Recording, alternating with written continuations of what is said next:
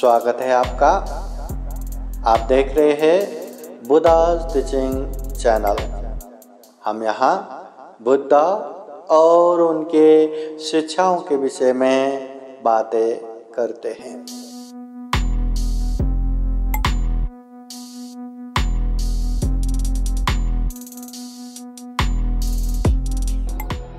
सब लोग हाथ जोड़िए, बोलिए साधु साधु साधु। आज पूजनीय भिक्षु संघ को अपने घर पे भोजन दान दिए।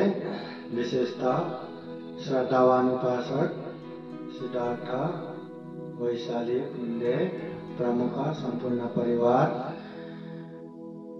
आज पूजनीय भिक्षु संघ को विशेष रूप से भोजन दान दिए और वर्षावास उपलक्ष्य में बार बार पूजनीय भिक्षु संघ को भोजन दान देते आए हैं।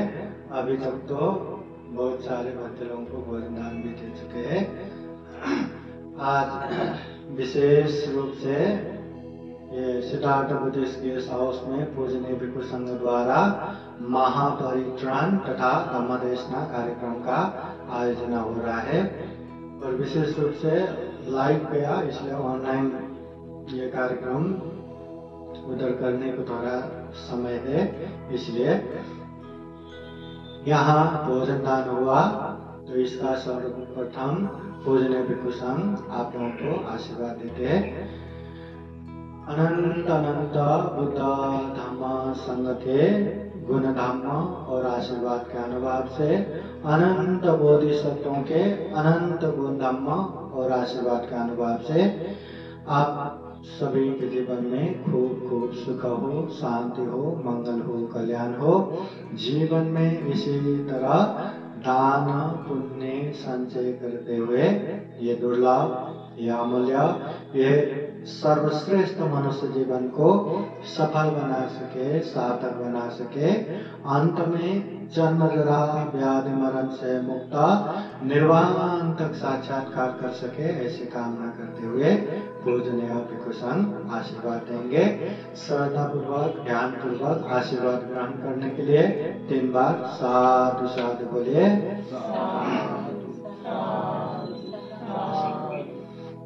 सपेतेयो विभाजन्तु सब्ब रोगो विनाशतु मा ते भवतु अन्तरायो सुखी दीर्घायुः भवतु सब्ब मङ्गलं रक्षन्तु सब्ब देवता सब्ब बुद्धानुभावेन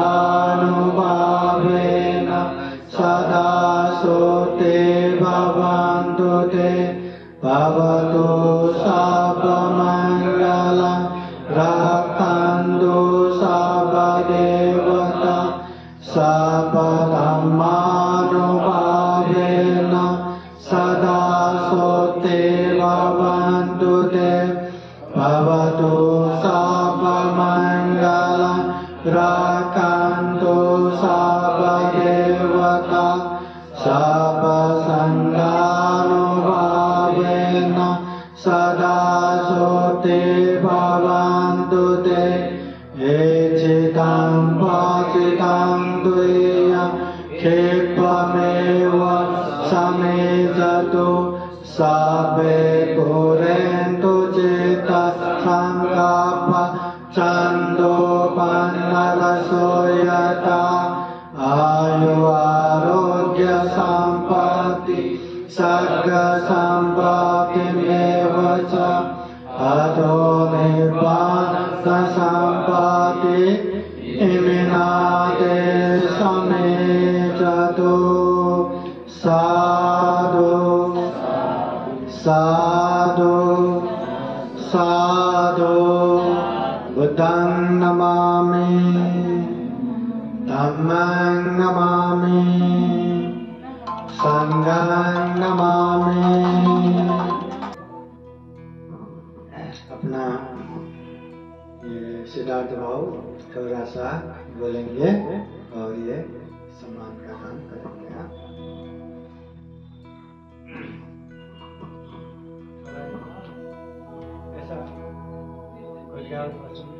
मी सिद्धार्थ पुंडे. आम्ही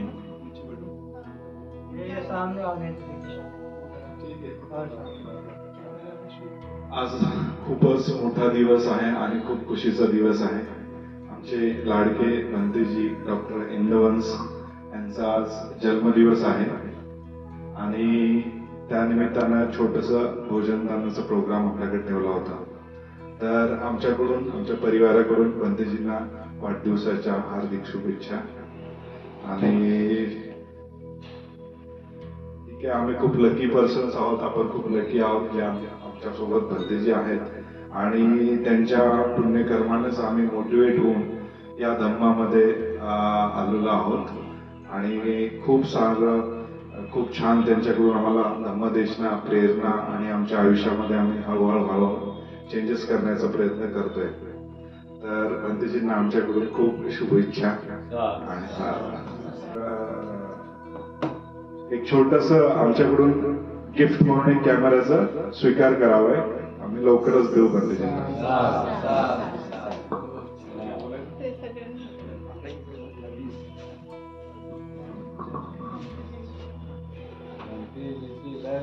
इच्छा पूर्ण झाली.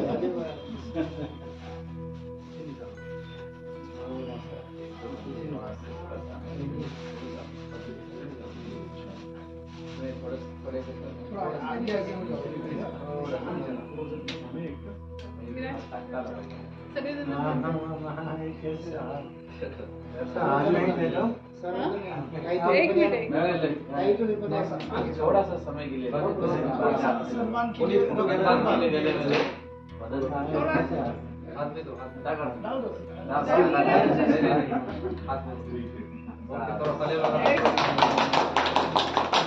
देखो कितना बड़ा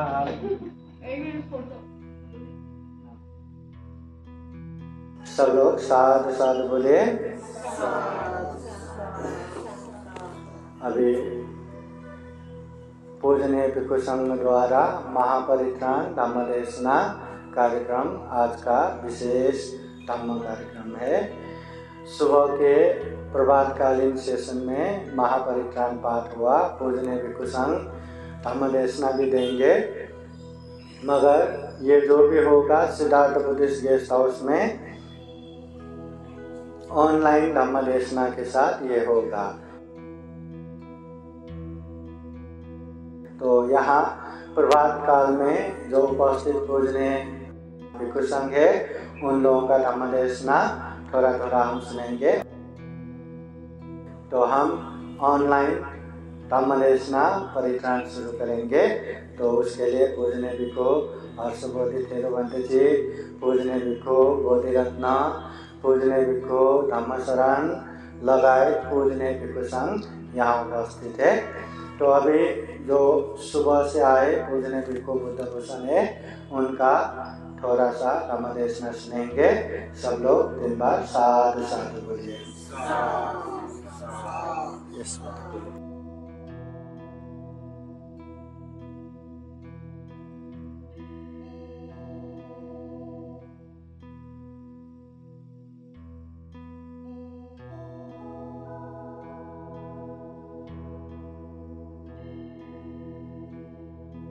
मनो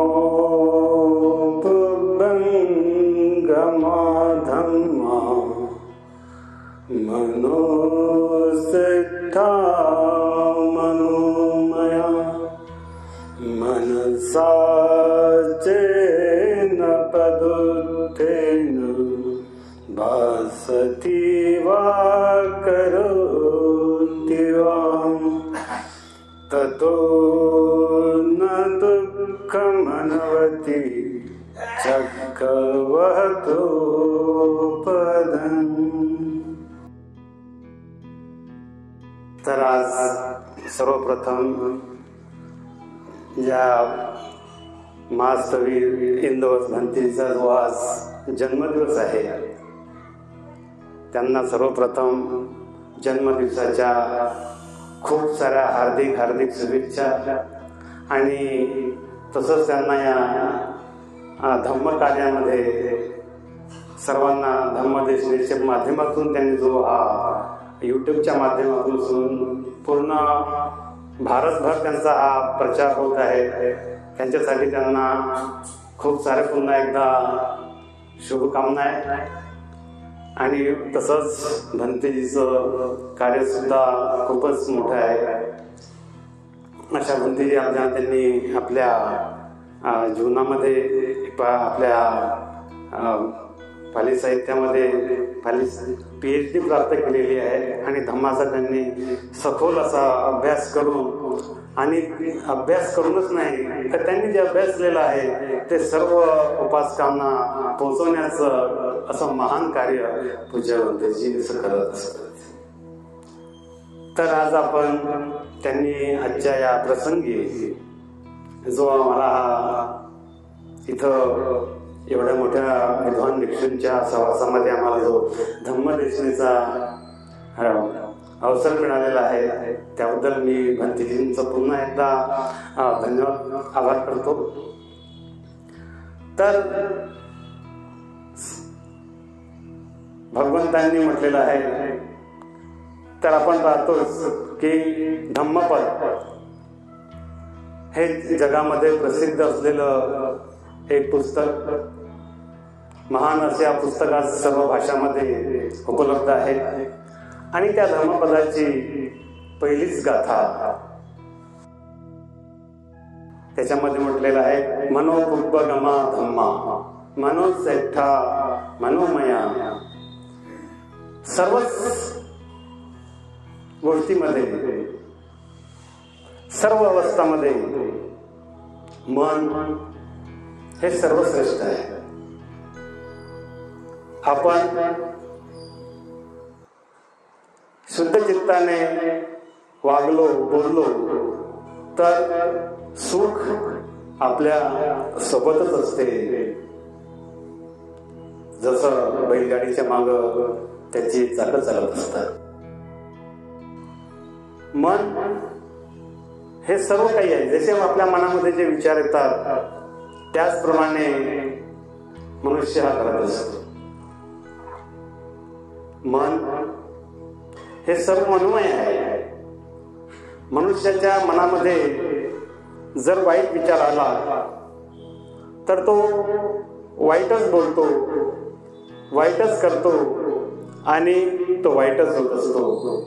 आणि त्यामुळे दुःख सुद्धा त्याच्या मागेच चालत राहत. म्हणून भगवंतांनी आपल्या मनाच्या याच्याबद्दल आपल्याला खूप सारं सांगितलं आहे की जेवढे काही आपले नातलग आहेत, सगळे आहेत, सोयरे आहेत, ते तर आपलं भलं करतच असतात. परंतु वाईट मार्गाकडून आलेलं मन हे आपण जर चांगल्या मार्गावर जर आणलं तर हे त्यांच्यापेक्षाही आपलं चांगलं करत असत. युद्धामध्ये तो पराक्रमी नाही आहे. जो 10 शत्रूला एकटा माणूस पराभूत करू शकतो त्याला पराक्रमी म्हटलेलं नाही आहे. तो पराक्रमी तोच आहे की जो आपलं मन वाईट मार्गावरून चांगल्या मार्गावर आणतो, तोच खरा पराक्रमी आहे. मनुष्य जे काही आपल्या मनामध्ये चांगले किंवा वाईट विचार उत्पन्न होत असतात ते सर्व आपल्या मनातूनच होत असतात. मनामध्ये जर चांगले विचार आले तर मनुष्य चांगलंच होतं. आणि त्यासाठी आपल्याला जर चांगलं व्हायचं असेल तर आपल्याला चांगले विचार मनामध्ये येणं महत्वाचं आहे. भगवंतांनी आपल्याला मन सुद्धा स्वच्छ करण्यासाठी सांगितलेलं आहे. इतर वस्तू जर घाण झाल्या तर आपण ते वापरण्यासाठी अनेक उपाय आहेत. परंतु मन जर मलिन झालं असेल ते सुद्धा धुवू शकतो. ते म्हणजे आपण कायेनं, वाचेनं आणि मनानं कुठलंही वाईट कर्म नाही केलं तर आपण मन सुद्धा धुवू शकतो. कारण मनामध्ये जसे विचार आले तसा माणूस बोलतो, तसा करतो आणि तसंच बनतं. म्हणून आपल्या मनामध्ये चांगलेच विचार आणायचे, चांगलंच बोलायचं आणि चांगलंच व्हायचं. हेच आजच्या धम्मदेशनीमधून मी सांगून इथंच थांबतो.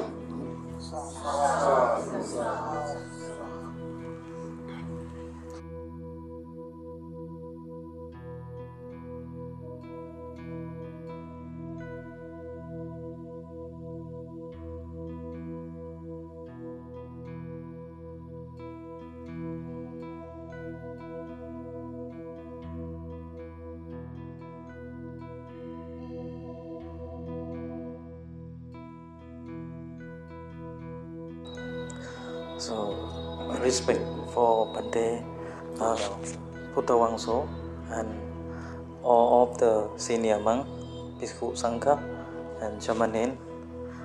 And thank you for Bhante Sanghapan come to drop me from Anand Buddha Viharan, and greeting you all the Upashok Upasika. So, I come very far from my country, from Thailand, and thank you for Bhante Buddhawangso. He come to invite me. He is very senior Bhante. He is Mahathero, and that I remember before around 2 or 3 years. I meet him at Department of Pali and Buddhism in Dr. Ambedkar Mathurwada University, and after that I come to meet him again. So today is his birthday. I might play and also request something from the holy thing to keep your life, long life, for because his life is very holy and very important for the Buddhism. And when we talking about Buddhism, it's not only the Sangha, only the Buddhist, but Buddhism is for peace, for happiness, for all the people around the world. It's not only one religion. So I think his life very holy and very important for all the world and for the Indian Buddhists to increase too strongly in India. Thank you so much to give me chance. Thank you.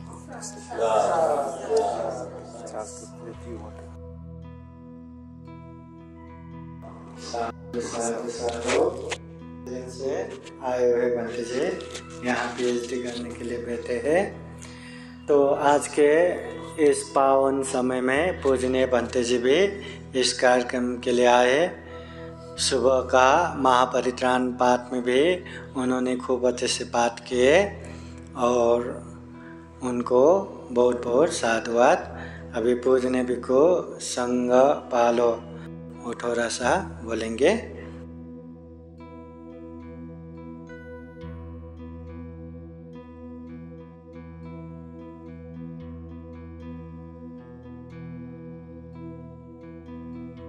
तो ठीक है, बहुत अच्छा है। आज बंते जी की birthday की अवसर पर हम जो बंते जी जमा हुए हैं सब यही प्रार्थना करते हैं कि जो बड़े बंते इंदा वंश है उसका जैसा बंते जी बन के लोगों की कल्याण के लिए धम्म का प्रवचन अच्छा करे, और जो भी हम उसकी साथ में संगत में रहते हैं तो हम लोग भी यही चाहते हैं कि उनके साथ चल के धम्म के रास्ते में हम लोग भी बंते बुद्ध की धम्म जो प्रचार के लिए साथ साथ उनकी हम भी कर सके।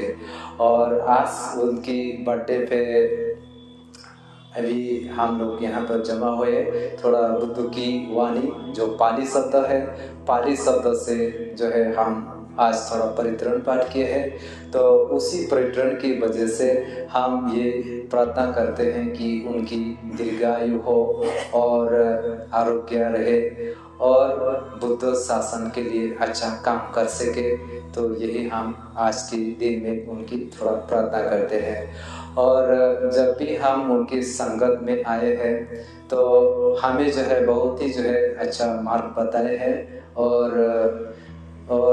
उनके साथ में जो है अभी बहुत दिन हो गए हम ये जो उपासिका के घर पे भोजन दान जो है वो उपासिका कराते हैं उनकी वजह से।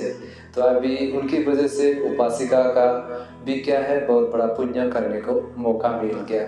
ठीक है, तो अभी पुण्य क्या है कि अभी देखो भोजन दान में तो एक उपासक उपासिका अगर करे तो उनका क्या होता है 5 प्रकार का ज्ञान मिलता है। तो आयु वर्ण सुखम फलम प्रज्ञा, तो ये 5 चीजें जो उपासक उपासिका भोजन दान करते हैं भिक्षु संघ को तो उनको ये सब प्राप्त होता है। तो अभी इनकी जो इंदांसा भतीजी के साथ हमें संगत होने की वजह से उपासक उपासिका लोगों को भी बहुत बड़ा मौका मिल गया पुण्य खेत में जो है पुण्य के करने के लिए, और हमें भी जो है उनकी वजह से एक जीवन दान मिल गया। ठीक है, क्योंकि एक उपासक उपासिका कभी भी दान करते हैं इसका मतलब होता है भिक्षु संघ को वो जीवन दान देते हैं। ठीक है, तो इसलिए हम लोगों का 24 घंटा जीने के लिए एक मौका मिलता है हम लोगों को। तो 1-2 बात मैं यही बोल के समाप्त करता हूँ और भगवान से यही प्रार्थना करता हूँ कि उसकी दीर्घायु हो भतीजी की और जो है आरोग्य रहे और बुद्ध शासन के लिए पूरा जीवन ही जो है अच्छा कर सके। तो यही बात बोल के समाप्त करता हूँ।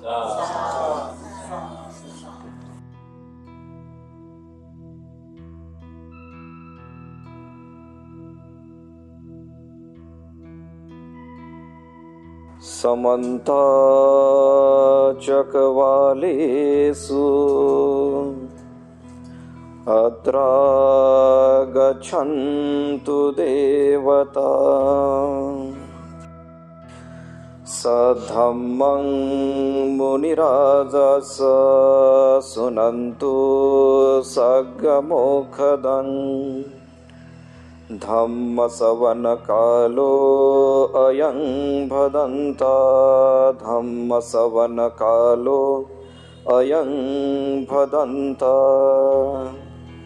परीत धम्मसवन कालो अयं भदन्ता नमो तस् भगवतो अरहतो सम्मा सम्बुद्धस्स नमो तस् भगवतो अरहतो सम्मा सम्बुद्धस्स नमो तस् भगवतो अरहतो सम्मा सम्बुद्धस्स। संपूर्ण जगाला सुख शांती आणि मानवतेचा आर्य संदेश देणारे, ज्यांचं संपूर्ण चित्त पौर्णिमेच्या शीतल चंद्रमाप्रमाणे निष्कलंकी गंभीर आणि चतुर होतं, ज्यांनी 2500 वर्षापूर्वी स्वकष्टामधून अशा एका धम्माची स्थापना केली। प्रत्येक मनुष्याने धम्माच्या धम्मविण्याप्रमाणे आपलं जीवन जगण्याचा प्रयत्न केला असता निश्चितच मनुष्य हा दुःख आणि मृत्यूच्या भवचक्रामधून परिपूर्णपणे दुःखमुक्त होतो, असा तथागत प्रेरित तथागतांचा पवित्र बौद्ध धम्म व याच धम्माचा केवळ या भारत देशामध्येच नव्हे तर संपूर्ण जगामध्ये प्रचार आणि प्रसार करणारा व तथागतांच्या सुमार्गावरती आरूढ असल्या तथागतांचा पूजनीय श्रावक संघ ह्या रत्नांना सर्वप्रथम विनम्र अभिवादन। व ज्यांच्या अशा महान धर्मक्रांतीमुळे आज आपण या भारत देशामध्ये एक आदर्श माणूस म्हणून जीवन जगत आहोत, ज्यांनी माणसाला माणूस म्हणून जीवन जगण्याचा मानवी अधिकार प्राप्त करून दिला, ज्यांनी खऱ्या अर्थाने या भारत देशाला राज्यघटना लिहून दिली, असं या देशाचे खरेखुरे देशभक्त परमपूज्य बोधिसत्व डॉक्टर बाबासाहेब आंबेडकर यांच्या धम्मक्रांतीमध्ये संपूर्ण जीवन समर्पित पूज्य भदंत डॉक्टर इंदवंसजी महास्तवीर यांना पूज्य भंतेंच्या वाढदिवसाच्या निमित्ताने मी भंतेंना हार्दिक शुभेच्छा देतो. भंतेच्या प्रती मंगल मैत्री या ठिकाणी व्यक्त करतो व पूज्य भदंत डॉक्टर इंदवंसजी महाथेरो यांना त्रिवार अभिवादन करतो. या ठिकाणी भिक्खू संघामधील ज्येष्ठ पूज्य भदंत डॉक्टर इंदवंसजी महास्तवीर, पूज्य भदंत हर्षबुद्धीजी महाथेरो, पूज्य भदंत धम्मसरणजी, पूजनीय भिक्खू संघाला देखील मी त्रिवार अभिवादन करतो. उपस्थित सर्व श्रद्धाशील संपन्न धम्मोपासक उपासिका, बालक तथा बालिका आणि प्रामुख्याने पुंडे परिवार, आपण बौद्ध धम्माचा जर आपण इतिहास जर बघितला तर बौद्ध धम्माची जी काही परंपरा आहे ही परंपरा 2500 वर्षापूर्वीची आहे आणि आता जो काही कालावधी आहे हा बौद्ध धम्मामध्ये अत्यंत पवित्र मानला जाणारा वर्षावासाचा हा कालावधी आहे. कारण आपल्या सर्वांनाच माहिती आहे की जेव्हा वर्षा ऋतू चालू होतो तेव्हा पावसाळ्याच्या कालावधीमध्ये अनेक मनुष्याच्या जीवनामध्ये अनेक अशी संकटे निर्माण होत असतात. ज्याप्रमाणे आज जर आपण बघितलं तर आज आपण मनुष्य प्राण्यांनी एवढी प्रगती केलेली आहे की मनुष्य राहण्यासाठी चांगल्या घराची निर्मिती करू शकतो, प्रवास करण्यासाठी चांगल्या गाड्यांची व्यवस्था करू शकतो. परंतु तथागत भगवान बुद्धांचा कालावधी जर आपण स्मरण केलं तर तथागत सम्यक संबुद्धांना जेव्हा सम्यक संबुद्धीची प्राप्ती झाली, जेव्हा सर्वोच्च ज्ञानाची प्राप्ती झाली, जेव्हा ते देव आणि मनुष्यांचे शास्त्र झाले, तेव्हापासून तथागत भगवान बुद्धांच्या महापरिनिर्वाणापर्यंत तथागत भगवान बुद्धांनी स्वतः नगरामध्ये जाऊन, जनपदामध्ये जाऊन, शहरामध्ये जाऊन तथागत सम्यक संबुद्धांनी मनुष्य प्राण्यावरती अनंत अशी करुणा उत्पन्न करून, अनंत अशी त्या मनुष्य प्राण्याप्रती अपार अशी करुणा करून तथागत भगवान बुद्धांनी जो मानवमुक्तीचा, दुःखमुक्तीचा जो काही धम्म आहे या धम्माचा उपदेश तथागत भगवान बुद्धांनी स्वतः तथागत भगवान बुद्धांनी या धम्माचा उपदेश केलेला आहे. आणि जेव्हा भिक्खू संघाची निर्मिती झाली, आपणा सर्वांनाच माहिती आहे, आपण सर्वजण बौद्ध धम्माचे जाणकार आहोत. जेव्हा तथागत सम्यक संबुद्धांनी ज्ञानाची प्राप्ती झाली, तथागत सम्यक संबुद्धाच्या अगोदर देखील 27 ते 28 बुद्ध होऊन गेलेले आहेत. परंतु तथागत सम्यक संबुद्धाला ज्ञानाची प्राप्ती झाल्याच्या नंतर तथागत भगवान बुद्धांच्या मनामध्ये देखील एक प्रश्न उत्पन्न झालेला होता. जे मला सर्वोच्च ज्ञान प्राप्त झालेलं आहे, मी दुःखातून मुक्त झालेलो आहे, मी देव आणि मनुष्यांचे शास्त्र झालेलो आहे, तर हे जे काही सर्वोच्च ज्ञान आहे तो या धर्तीवरती कोणी समजण्यासाठी योग्य आहे का नाही आहे, अशा प्रकारचा तथागत भगवान बुद्धांच्या मनामध्ये प्रश्न उत्पन्न झालेला होता. त्यानंतर तथागत भगवान बुद्धांनी हे देखील त्यांच्या मनामध्ये प्रश्न उत्पन्न झालेला होता की मी हा उपदेश मित्रांना सांगावा का न सांगावा.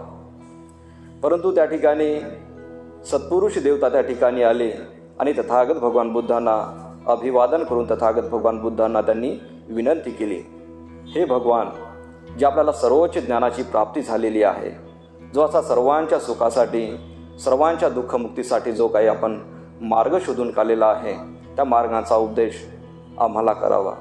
आणि तेव्हा तथागत भगवान बुद्धांनी धम्माचा उपदेश त्या ठिकाणी संपूर्ण केवळ मनुष्य प्राण्याप्रतीच नव्हे तर संपूर्ण मानवजातीसाठी, संपूर्ण प्राण्याच्या मांगल्यासाठी तथागत भगवान बुद्धांनी धम्माचा उपदेश त्या ठिकाणी दिलेला आहे. आपणा सर्वांनाच माहिती आहे, जेव्हा सिद्धार्थ अवस्थेमध्ये असताना ज्या 5 ऋषी मुनींनी त्या ठिकाणी सिद्धार्थ गौतमाची सेवा केलेली होती, तर तथागत सम्यक संबुद्धांची त्यांच्यावरती अनुकंपा जाते, त्यांच्यावरती त्यांची दिव्यदृष्टी जाते आणि आपल्या दिव्यदृष्टीने तथागत सम्यक संबुद्ध त्या 5ही ऋषींना त्या ठिकाणी जाणतात आणि त्यांच्याकडे जाऊन तथागत भगवान बुद्ध त्यांना त्या ठिकाणी धम्माचा उपदेश करतात. आणि जेव्हा तथागत सम्यक संबुद्ध दिव्यदृष्टीने जाणून त्यांच्याकडे जाण्यासाठी जातात, तेव्हा ते 5 जे परिव्राजक आहेत ते 5 परिव्राजक तथागत सम्यक संबुद्धांना दुरून येत असताना ते बघतात आणि त्या ठिकाणी एक संकल्प करतात की जर सिद्धार्थ गौतम आपल्याकडे आले तर येतील, बसले तर बसतील आणि त्यांना जायचं जर असेल तर ते जातील. ते 5 परिव्राजक अशा प्रकारचा त्या ठिकाणी विचार करत असतात.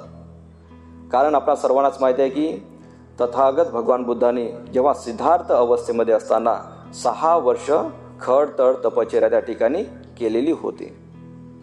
आपण फोटोमध्ये बघत असतो, मूर्तीमध्ये बघत असतो की तथागत भगवान बुद्धांचं पाठ आणि पोट एकच झालेलं आहे. त्यांचं शरीर एकदम क्षीण झालेलं आहे. कारण तो केव्हाचा प्रसंग आहे, जेव्हा तथागत भगवान बुद्धांनी खडतड तपश्चर्याला प्रारंभ केलेला होता. कधी झाडाचं एखादं फळ जे पडलेलं असेल हाताने तोडायचं नाही, जर जमिनीवर जर पडले असेल तेवढंच ग्रहण करायचं. कधी छोटंसं एखादं म्हणजे थोड्यातला थोडंसं अन्न ग्रहण करायचं. तेव्हा तथागत भगवान बुद्ध सिद्धार्थ गौतमाचं शरीर हे एकदम व्याकुळ झालेलं होतं.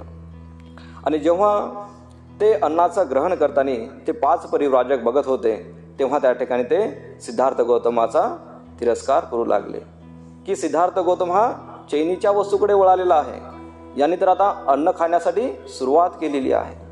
म्हणजे अशा प्रकारचं त्या ठिकाणी ते तिरस्कार करून त्या ठिकाणी ते 5 परिव्राजक निघून गेलेले होते. आणि त्याच 5 परिव्राजकांवरती तथागत सम्यक संबुद्धांची अनुकंपा जाते आणि दिव्य दृष्टीने बघतात की ते कुठे आहेत, तर ऋषी पतन मृगदाय वनामध्ये निरर्थक अशा साधना करत ते जीवन जगत आहे. आणि जो काही मनुष्य जीवनाचा जो काही अमूल्य वेळ आहे तो अमूल्य वेळ ते निरर्थक साधनेमध्ये घालत आहेत.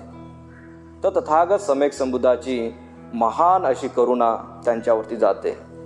आणि जेव्हा तथागत सम्यक संबुद्ध त्या ऋषीपतन मृगदाय वनामध्ये जातात, तर ते 5 परिव्राजक तथागत भगवान बुद्धांना येताना बघतात. परंतु ते 5 परिव्राजकांना माहिती नसतं की हे सिद्धार्थ गौतम नाही आहेत, तर हे कोण आहे, तथागत सम्यक संबुद्ध आहेत. ते असा विचारतात की आले तर येतील, बसले तर बसतील आणि त्यांना जर जायचं असेल तर ते जातील. परंतु तथागत सम्यक संबुद्ध जसे जसे त्या 5 परिव्राजकांच्या जवळ येतात, ते 5ही परिव्राजकांच्या मनाचं त्या ठिकाणी परिवर्तन होते. लगेच एक भिक्षू तथागत सम्यक संबुद्धांना बसण्यासाठी आसन टाकतात. एक भिक्षू लगेच तथागतांचं पाय धुण्यासाठी पाणी आणतात. लगेच म्हणजे त्यांच्या मनाचं त्या ठिकाणी परिवर्तन होते. कारण तथागतांच्या मनामध्ये सर्वांप्रती त्या ठिकाणी करुणा होती.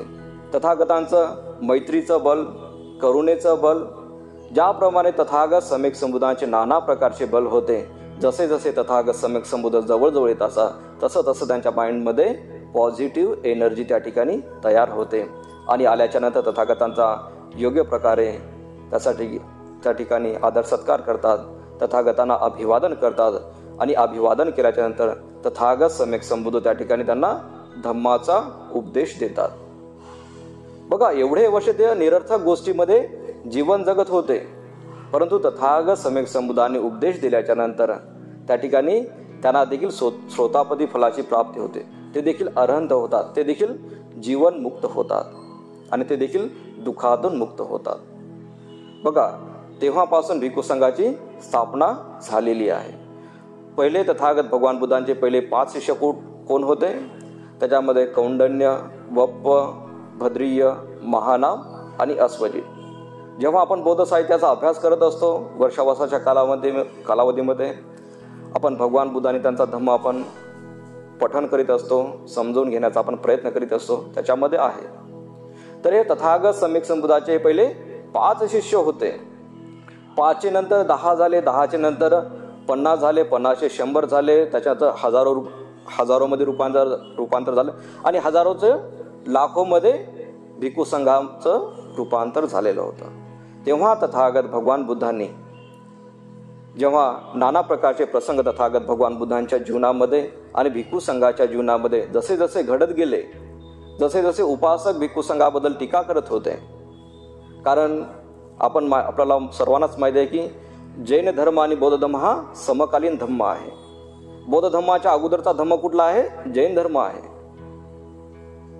त्यांनी म्हणजे कट्टर भूमिका त्याच्यामध्ये सांगितलेली आहे, परंतु तथागत भगवान बुद्धांनी मध्यम मार्ग सांगितलेला आहे. तर त्या ठिकाणी लोक टीका करू लागले की भिक्खू संघ पावसाळ्यामध्ये आपल्या सर्वांनाच माहिती आहे की जो शेतकरी असतात तो आपल्या शेतीची चांगल्या प्रकारे मशागत करत असतो आणि मशागत केल्याच्यानंतर जेव्हा पावसाळ्याचा कालावधी असतो त्याच्यामध्ये बीजारोपण करत असतो, त्याच्यामध्ये अन्नधान्याची लागवड करत असतो. परंतु लाखोच्या संख्येने, हजारोच्या संख्येने भिक्खू संघ या ठिकाणाहून दुसऱ्या ठिकाणी, या नगरातून त्या नगरामध्ये, या शहरातून त्या शहरामध्ये, या गावामधून त्या गावामध्ये जाण्यासाठी प्रवास करत होते. पूर्वी गाड्यांची व्यवस्था नव्हती, म्हणून ते जंगलाच्या मार्गाने, शेतीच्या मार्गाने, आपणा सर्वांनाच माहिती आहे की पावसाळ्याच्या कालावधीमध्ये चांगल्या प्रकारची गवत उत्पन्न होत असते, हराळी निर्माण होत असते आणि जे जीवजंतू असतील त्यांचा जन्म देखील या पावसाळ्याच्या कालावधीमध्ये जास्त प्रमाणामध्ये होत असते. तर कधी कधी भिक्खू संघ या ठिकाणाहून दुसऱ्या ठिकाणी जात असताना कधी कधी पिकाचं देखील नुकसान होत असते. कधी कधी त्यांच्या कळत नकळत त्यांच्या पायाखाली जे काही छोटे छोटे किडे असतील ते देखील येत असत आणि ते देखील मृत्यू पावत असत. परंतु त्या भिक्षूंची चेतना हत्या करण्याची होती का? नाही होती. कधी कधी आपल्या सर्वांनाच माहिती आहे की पूर्वीचा जर आपण कालावधी जर बघितला असेल तर 5-5, 6-6, कधी कधी 2-2 आठवडे हा मुसळधार पाऊस हा कंटिन्यू चालत राहत असेल. तर अशा प्रकारचे नाना प्रकारचे जे काही प्रसंग आहेत, या प्रसंगाला अनुसरून त्या ठिकाणी ते जे काही इतर धर्मीय होते, जे अधर्मीय लोक होते, ज्यांना धम्माचं काही माहिती नाही, तर अशा प्रकारचे लोक त्या ठिकाणी टीका करू लागले की बघा, हे पावसाळ्याच्या कालावधीमध्ये देखील हे भिक्खू संघ भिक्षाटनासाठी जातात, या नगरातून त्या नगरामध्ये, या शहरातून त्या शहरामध्ये, या गावातून त्या गावामध्ये प्रवास करतात. हे तर अहिंसक आहेत, म्हणून ते प्राण्याची हत्या करतात, त्यांच्या पायाखाली किडे माकोडे येऊन ते त्या ठिकाणी मृत्युमुखी पावतात. म्हणजे अशा आणि कधी कधी सतत जास्त प्रमाणामध्ये भिजल्यामुळे आपण आजारी पडतो. तर त्या काळी देखील बरेचसे भिक्खू संघ त्या ठिकाणी आजारी देखील पडत होते. कधी कधी नदीला चांगला मोठ्या प्रमाणे पूर आल्यामुळे त्यांना कित्येक दिवस त्याच ठिकाणी वास्तव्य करावं लागत असे. तर हे जे नाना प्रकारचे जे काही प्रसंगाला अनुसरून तथागत भगवान बुद्धांनी भिक्खू संघाला आदेश दिलेला होता, हे भिक्खूंनो, की जो काही पावसाळ्याचा जो काही कालावधी आहे, वर्षावसाचा जो कालावधी आहे, तो आपण एकाच ठिकाणी वास्तव्य करून, तेथील जे काही धम्म उपासक उपासिका असतात, म्हणजे एकाच ठिकाणी वास्तव्य करून, स्वतः धम्माचं अध्ययन करून, स्वतः ध्यान साधना करून, त्या ठिकाणी स्वतः धम्माचं अध्ययन करून तेथील जे उपासक उपासिका असतात त्यांना त्या ठिकाणी आपण धम्माचा उपदेश करावा. तेव्हापासून बौद्ध धर्मामध्ये, बौद्ध संस्कृतीमध्ये तथागतांनी आदेश दिल्याच्या नंतर वर्षावासाची ही सुरुवात झालेली आहे. तर आपणा सर्वांनाच माहिती आहे की वर्षावासाचा कालावधी गेल्याच्या नंतर बरेचसे वर्ष म्हणजे तथागत भगवान बुद्धांचा म्हणजे तथागतांचा जो काही धम्म आहे हा भारतामध्ये याचा जन्म झालेला आहे, परंतु संपूर्ण विश्वामध्ये याचा प्रसार झालेला आहे. कारण का? तथागता भगवान बुद्धांच्या धम्मामध्ये करुणा आहे, मैत्री आहे, समानता आहे आणि तथागतांचा धम्म हा परिशुद्ध धम्म आहे. ज्याप्रमाणे एखादा सोनं जे अशुद्ध सोनं असतो त्या अशुद्ध सोन्याला वेगळं करतो आणि जे परिशुद्ध सोनं असतं, जे शुद्ध प्रमाणामध्ये सोनं असतं, तर तेच सोनं आपण त्या ठिकाणी विकत घेत असतो. त्याचप्रमाणे तथागत भगवान बुद्धांनी सांगितलेलं आहे की हा धम्म एकदम परिशुद्ध आहे. जो श्रद्धावान उपासक उपासिका असेल, धम्माचं आचरण करत असतात आणि आचरण केलं तर त्यांच्या जीवनामध्ये नक्कीच गृहस्थ जीवन जगत असताना त्यांच्या जीवनामध्ये सुख, शांती, समाधान आणि दुःखमुक्तीचा मार्ग अशा व्यक्तींना प्राप्त होत असतो. तथागत भगवान बुद्ध देखील हे देखील म्हणतात की गृहस्थ जीवन जगत असताना मनुष्याच्या जीवनामध्ये सुख देखील येत असते आणि दुःख देखील येत असते. नाही तर कधी कधी एखादा व्यक्ती कल्पना करेल की मी खूपच धम्मवान आहे, मी दररोज प्रवचन ऐकत असतो, मी दररोज बुद्धवंदना पठण करत असतो, मी नियमितपणे विपश्यना करत असतो, तर माझ्या जीवनामध्ये का दुःख येतं. कधी कधी बघा एखाद्या मनुष्याच्या जीवनामध्ये दुःख आलं की मनुष्य म्हणतो तर मी कुणाचं वाईट केलं, कारण माझ्या जीवनामध्ये दुःख काय येतं. तर तथागत भगवान बुद्ध म्हणतात की गृहस्थ जीवन जगत असताना मनुष्याच्या जीवनामध्ये सुख देखील येत असतं आणि दुःख देखील येत असतं. ज्याप्रमाणे आपण जर बघितलं असेल, जर वाऱ्याचा प्रवाह जास्त प्रमाणामध्ये असेल, वादळाचा प्रवाह जास्त प्रमाणामध्ये असेल, तर समुद्रामध्ये देखील उंच उंच लहरी, उंच उंच लाटा त्या ठिकाणी निर्माण होत असतात. आणि त्या लाटेमध्ये जे काही येतं त्याचं ते नासधूस करत जाते, नुकसान करत जाते. आणि त्या लाटा जेव्हा किनाऱ्यावरती येतात, त्या किनाऱ्यावरती आल्याच्यानंतर त्या ठिकाणी त्या शांत होत असतात. त्याचप्रमाणे तथागत भगवान बुद्धांनी सांगितलेलं आहे, मनुष्य जीवन जगत असताना, गृहस्थ जीवन जगत असताना, वैवाहिक जीवन जगत असताना, पारिवारिक जीवन जगत असताना मनुष्याच्या जीवनामध्ये सुख येत असतं, दुःख येत असतं. परंतु जर आपल्याला जास्त सुख झालं असेल तर धम्मवान व्यक्ती जास्त सुखी राहत नाही, तो समतोलमध्ये राहतो. आणि मनुष्याच्या जीवनामध्ये जर जास्त दुःख आलं तर जास्त तो दुःखामध्ये जात नाही. आज आपण बघतोच की इलेक्ट्रॉनिक मीडियामध्ये नाना प्रकारचे लोक डिप्रेशनमध्ये जात असतात. कारण त्याचं कारण काय आहे? कारण ते लोक धम्म जाणत नाही. कारण ते लोक विचार करतात की मी दुःखी कसा काय आहे, माझ्या जीवनामध्ये दुःख काय येतं, परंतु ते कधीही कारण जाणून घेण्याचा प्रयत्न करीत नाही. तथागत भगवान बुद्ध म्हणतात की प्रत्येक गोष्टीला हे कारण असतं, विदाऊट कारण कुठलीच गोष्ट घडत नसते. तर आज या ठिकाणी आपण पूज्य भदंत डॉक्टर इंदवंसजी महास्तवीर यांच्या जन्मदिनाचं औचित्य साधून या ठिकाणी महापरित्राण पाठ या ठिकाणी आपण सकाळच्या प्रहरी आपण या ठिकाणी श्रवण केलेलं आहे. आणि पूज्य भदंत डॉक्टर इंदवंसजी महास्तवीर यांचं जे काही यूट्यूब चॅनल आहे, या यूट्यूब चॅनलच्या माध्यमातून केवळ आपण एवढेच लोक आहेत एवढ्यानेच ते धम्मश्रवण केलेलं आहे का? एवढ्यानेच ते परित्राण पाठ श्रवण केलेलं आहे का? नाही. तर लाखो म्हणजे हजारोच्या संख्येने जे लोक उपासक उपासिका आहेत त्यांच्यापर्यंत ते बुद्धवाणी पोहोचलेली आहे. त्यांनी देखील ते बुद्धवचन त्या ठिकाणी श्रवण केलेलं आहे. कारण जे लोक बघत आहेत त्या लोकांना का ते इझिली मिळत आहे. परंतु भंतेजी किती मेहनत करतात आपल्याला माहिती आहे का? एखादा जर 10 मिनिटाचा जर व्हिडिओ बनवायचा असेल तर भंत त्या ठिकाणी रात्रभर त्या ठिकाणी मेहनत करतात. त्याला रेकॉर्ड करावं लागतं, व्यवस्थित एडिटिंग करावं लागतं, त्याच्यामध्ये कसल्याही प्रकारची चूक आहे का हे शोधावं लागतं आणि चांगल्या प्रकारे तो व्हिडिओ बनवून त्या ठिकाणी तो प्रसारित करावा लागतो. कारण तथागत भगवान बुद्धांच्या वाणीमध्ये थोडीही मिस्टेक जर आली तर त्या ठिकाणी ते गलत वचन होतं. म्हणून आपल्याला खूप खबरदारी त्या ठिकाणी जेव्हा आपण व्हिडिओ प्रसारित करत असतो तर तेव्हा आपल्याला खूप काळजी घ्यावं लागत असते. तर भंते खूप मेहनत करतात आणि आपणा सर्वांनाच माहीत आहे की भंतेजी पाली भाषेमध्ये खूप पारंगत आहेत. भंतेने PhD केलेली आहे आणि त्यांना बौद्ध धर्माचे ते खूप गाढे अभ्यासक आहेत. बघा, भंतेच्या मातापित्यांनी भंतेजी किती लहान असताना त्यांना संघासाठी दान केलेलं असेल. आपले जर उपासक उपासिका असेल, जे श्रद्धावान आई वडील असतात, ते कधी कधी मुलाला संघासाठी दान देतात. ज्याप्रमाणे राजा सम्राट अशोक, न भूतो न भविष्यती असा राजा, म्हणजे राजा सम्राट अशोका एवढा महान राजा अजूनपर्यंत या पृथ्वीवरती कधी झालेला नाही आणि कधी होणार देखील नाही. आपण जे बघतो पाकिस्तान, अफगाणिस्तान, इराण, इराकपर्यंत त्यांनी बौद्ध धर्माचा प्रचार आणि प्रसार केलेला होता, एवढा मोठा महान राजा. परंतु जेव्हा एक दिवस तथागत भगवान बुद्धांकडे राजा सम्राट, म्हणजे एक प्रसंग आहे की एका भिक्षूकडे राजा सम्राट अशोक जातात आणि झाल्याच्या नंतर त्या ठिकाणी भिक्षूला अभिवादन करून म्हणतात, भंतेजी मला धर्मदायात बनायचं आहे. तर मला म्हणजे कुठलं काम केल्याच्या नंतर, कुठलं कार्य केल्याच्या नंतर मी धर्मदायात बनू शकतो.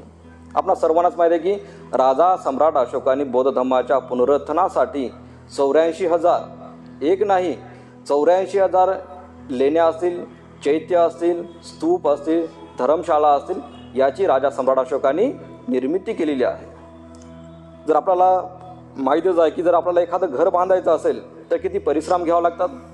परंतु राजा सम्राट अशोकाने आपलं जे काय संपूर्ण धन दौलत होती ते बौद्ध धर्माला पुनरुज्जीवन प्राप्त करून देण्यासाठी आणि बौद्ध धर्म हजारो वर्ष जिवंत राहावा यासाठी त्यांनी प्रत्येक गोष्टी त्या ठिकाणी धम्माचा प्रचार आणि प्रसार करण्यासाठी घालवलेली होती. आणि त्या ठिकाणी भंतेला जाऊन विनंती करतात की भंते मला धर्मदायक बनायचा असेल तर मी कुठली कार्य केल्याच्यानंतर कुठलं कर्म केल्याच्यानंतर मी धर्मदायक बनू शकेल. तर त्या ठिकाणी भिक्खू त्या ठिकाणी राजा सम्राट अशोकांना उपदेश देताना म्हणतात, महाराज आपण धर्मदायक तेव्हाच बनू शकता जेव्हा आपण आपल्या पोटची संपत्ती संघासाठी आपण दान द्याल. आपण काय म्हणतो, भंतेजी आमच्याकडनं काही वस्तू लागत असेल ते आम्ही दान देतो, ज्या ज्या काही आपल्याला गोष्टी आवश्यक असतील त्या आम्ही दान देतो. आपल्या अपेक्षा काय असतात, माझा मुलगा डॉक्टर झाला पाहिजे, माझा मुलगा इंजिनियर झाला पाहिजे, माझा मुलगा कलेक्टर झाला पाहिजे. म्हणजे आपल्या असा ग्रस्त लोकांच्या अशा अपेक्षा असतात. कुणी तयार होतो का स्वतःचा पोटचा मुलगा संघासाठी दान देण्यासाठी? लवकर तर नाही होत. पैसे पाहिजे असतील तर भंतेजी पैसे घेऊन जा, काय आवश्यकता असेल ते घेऊन जा. परंतु जेव्हा संततीची वेळ असते तेव्हा आपण त्या ठिकाणी थोडे आपण विचार करत असतो. परंतु आपणा सर्वांनाच माहिती की भंतेजी खूप कमी म्हणजे लहान वयामध्ये असताना त्यांच्या मातापित्याने देखील त्यांना संघासाठी दान दिलेलं आहे. म्हणजे बघा त्यांच्या आईवडिलांचं किती पुण्यकर्म असेल. इथे बसलेल्या प्रत्येक भिक्षूंच्या आईवडिलांचं खूप असं पुण्यकर्म आहे, कारण त्यांनी स्वतःच्या पोटचा एक मुलगा संघासाठी या ठिकाणी दान दिलेला आहे. तर जेव्हा ते भिक्षूला विनंती करतात की भंते मी धर्मदायक कशा प्रकारे बनू शकतो, तर त्या ठिकाणी भंतेजी सांगतात की महाराज जोपर्यंत आपण स्वतःच्या पोटचा आपला पुत्र किंवा पुत्री भिक्खू संघासाठी भिक्खुनी संघासाठी दान देणार नाही तोपर्यंत आपण धर्मदायक बनू शकत नाही. बघा राजा सम्राट अशोकाने 84,000 विहाराची निर्मिती केली, स्तूपाची निर्मिती केली, परंतु तो देखील धर्मदायक बनू शकलेला नव्हता. आणि एवढा मोठा महान राजा रात्रीच्या प्रहारी दुःखी होतो, विचार करत असो आणि रात्रीच्या प्रहारी तो चक्रमन त्या ठिकाणी करू लागतो. परंतु मध्यरात्रीच्या प्रहारी जेव्हा आपल्या सर्वांनाच माहिती की भिक्षुनी संघमित्रा आणि अरहंत भिक्खू महेंद्र हे जे राजा सम्राट अशोकाचे पुत्र आणि पुत्री होते, तर त्या ठिकाणी आपल्याला पित्याला बघतात आणि पित्याला रात्रीच्या प्रहारी जेव्हा चक्रमन करत असतात तेव्हा आपल्या वडिलांकडे बघतात. वडील त्या ठिकाणी नाराज असतात, विचार विनिमय करत असतात, चक्रमन करू लागतात इकडनं तिकडे तिकडनं तिकडे. तर त्या ठिकाणी हे दोघंही पुत्र पुत्री त्या ठिकाणी जातात आणि आपल्या पिताश्रींना त्या ठिकाणी याचना करतात की महाराज आपल्यापेक्षा कोणी बलाढ्य जो काही राजा असेल तो आपल्या सैन्यावरती आक्रमण तर करीत नसेल ना, आपल्या राजावर तो चालून तर येत नसेल ना. म्हणजे अशा प्रकारचे ते प्रश्न त्या ठिकाणी विचारू लागतात. परंतु त्या ठिकाणी जेव्हा राजा सम्राट अशोक आपला पुत्र आणि पुत्रीला सांगतो की मी बौद्ध धर्माच्या पुनरुज्जीवनासाठी बौद्ध धर्माला गती मिळण्यासाठी मी अनेक असे काम केलेले आहे, परंतु मी अजूनही देखील धर्मदायक बनू शकलेलो नाही आहे. तर जेव्हा हे बोलून दाखवता क्षणी त्या ठिकाणी अरहंत भिक्खू महेंद्र आणि भिक्षुनी संघमित्रा एका क्षणाचाही विलंब न करतात त्या ठिकाणी भिक्खू आणि भिक्खुनी संघामध्ये सामील होतात. आणि तथागतान भगवान बुद्धांना ज्या बोधिवृक्षाखाली ज्ञानाची प्राप्ती झाली ते त्याच बोधिवृक्षाचे एक ब्रांच घेऊन शिपमध्ये बसून त्या ठिकाणी श्रीलंकेमध्ये जातात आणि श्रीलंकेमध्ये जाऊन त्या ठिकाणी धम्माचा उपदेश करतात, बौद्ध धम्माचा प्रचार आणि प्रसार करतात आणि ते संपूर्ण जे काही राष्ट्र आहेत ते बौद्ध राष्ट्र त्या ठिकाणी निर्माण करतात. तर तेव्हा राजा सम्राट अशोक हा धर्मदायक बनतो. तर आजच्या या मंगलमय प्रसंगी पूज्य भदंत डॉक्टर इंदवंसजी महास्तवीर यांच्या वाढदिवसाच्या निमित्ताने आपण महापरित्राण पाठ श्रवण केलेला आहे. परित्राण पाठाचे 2 प्रकार आहेत. एक क्षणिक परित्राण पाठ आहे आणि एक महापरित्राण पाठ आहे. क्षणिक परित्राण पाठ हा काही तासापर्यंत तो पठण केला जात असतो आणि जो महापरित्राण पाठ असतो तो सातत्याने म्हणजे 4 घंटे 5 घंटे हा सातत्याने चालू असतो. आपण सकाळच्या मॉर्निंगच्या सेक्शनमध्ये भंतेने 2-3 तासाचा या ठिकाणी परित्राण पाठ लाईव्ह केलेला आहे आणि अजून देखील परित्राण होणार आहे. तर क्षणिक परित्राण पाठ आणि महापरित्राण पाठ याचा काय फायदा होतो? परित्राण पाठ या शब्दामध्येच काय सांगितलं आहे? परित्राण पाठ हा शब्द पाली आहे. परी म्हणजे काय? बाहेरील. त्राण म्हणजे काय? त्रास. म्हणजे कधी कधी आपल्याला त्रास होतो का नाही? परी म्हणजे बाहेरील, त्राण म्हणजे त्रास. म्हणजे आपल्याला कधी कधी आपल्याला त्रास होतो. कधी कधी आपण काही डोळ्यांनी बघू शकतो, त्या गोष्टीपासून त्रास होतो. कधी कधी आपण डोळ्यांनी बघू शकत नाही, परंतु वैज्ञानिक दृष्टिकोनातून दुर्बीनच्या सहारे आपण ते बघू शकतो. तर अशाच एक प्रकारचा प्रसंग आहे. एकदा 500 भिक्षू तथागत भगवान बुद्धांकडे धम्म समजून घेतात, विपश्यनेचा मार्ग समजून घेतात आणि विपश्यना करण्यासाठी जंगलामध्ये अरण्यामध्ये निघून जातात. त्या ठिकाणी गेल्याच्या नंतर त्या ठिकाणी ते जेव्हा ध्यान करायला सुरुवात करतात त्यांना नाना प्रकारचे आवाज ऐकायला येतात. नाना प्रकारची भीती त्यांच्या मनामध्ये निर्माण होते. त्यांना त्या ठिकाणी त्यांचं चित्त एकाग्र होत नाही. हे अनेक दिवस चालतं.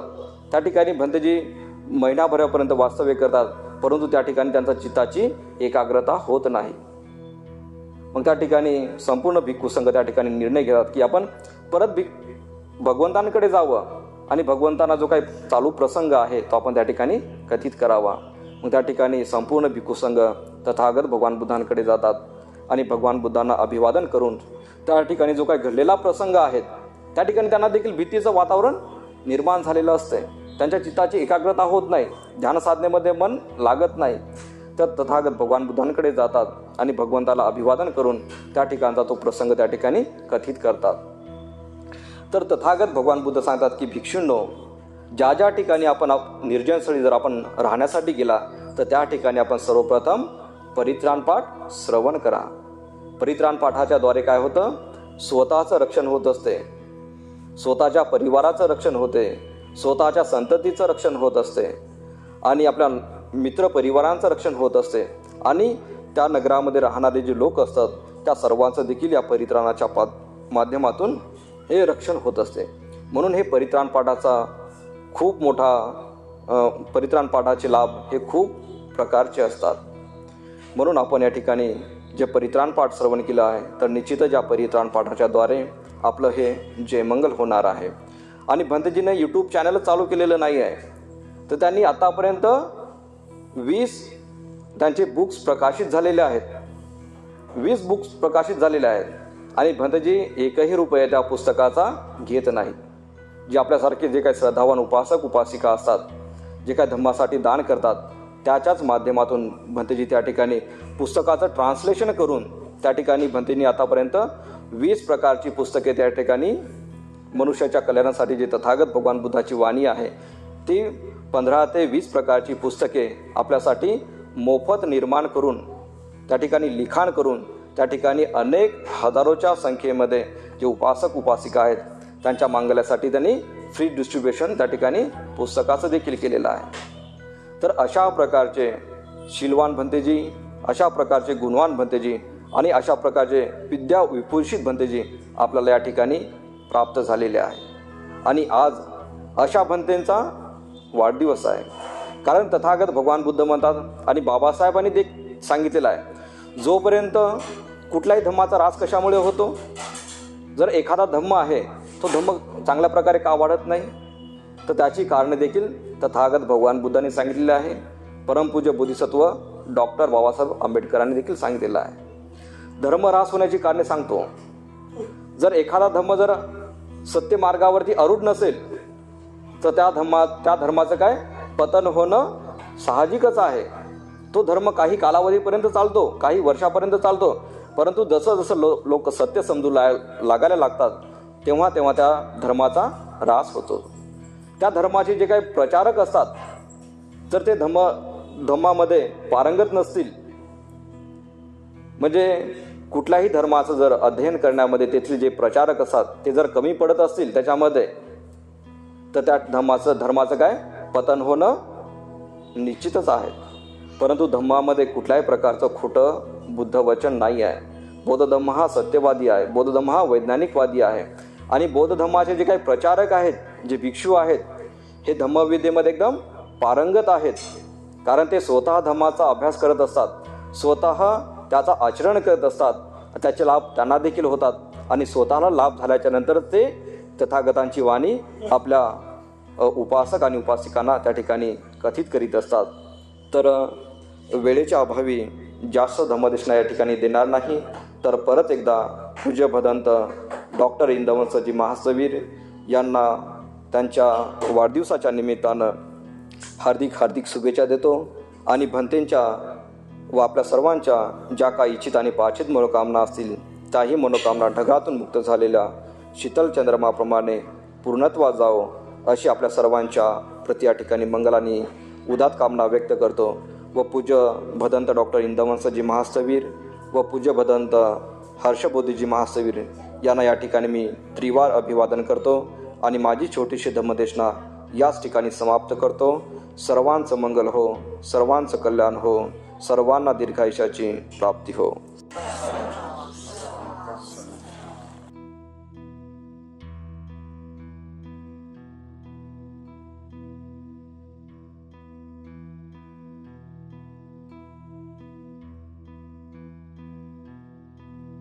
साधु साधु साधु. पूजनीय भिक्खु बोधिरत्न भंते जी ने खूब अच्छे से अनेक उदाहरण देके धम्म देशना दिए, उनको बहुत बहुत साधुवाद. ये भोजन के बाद का एक सेशन है. उससे पहले हमने महापरित्राण पाठ किया. अभी ये भोजन के बाद का ये छोटा सा सेशन हम यहीं समापन करते हैं. इसके बाद जहाँ हम महापरित्राण किए थे वहीं जाके महापरित्राण और विशेष रूप से पूजनीय भिक्खु हर्षबोधि थेरो भंते जी, पूजनीय भिक्खु तामशरण थेरो भंते जी, पूजनीय भिक्खु यशोदीप मंगल बोधि सबका धम्म देशना और विशेष रूप से महापरित्राण पाठ को निरंतरता देंगे. वो हम उधर अपने सिद्धार्थ बुद्धिस्ट गेस्ट हाउस पे करेंगे. अभी थोड़ा सा विश्राम, पानी वानी पियेंगे, फिर उधर जाएंगे. सब लोग बोलिए साधु साधु साधु. बुद्धं नमामि, धम्मं नमामि, संघं नमामि, अहं वन्दामि सर्वदा.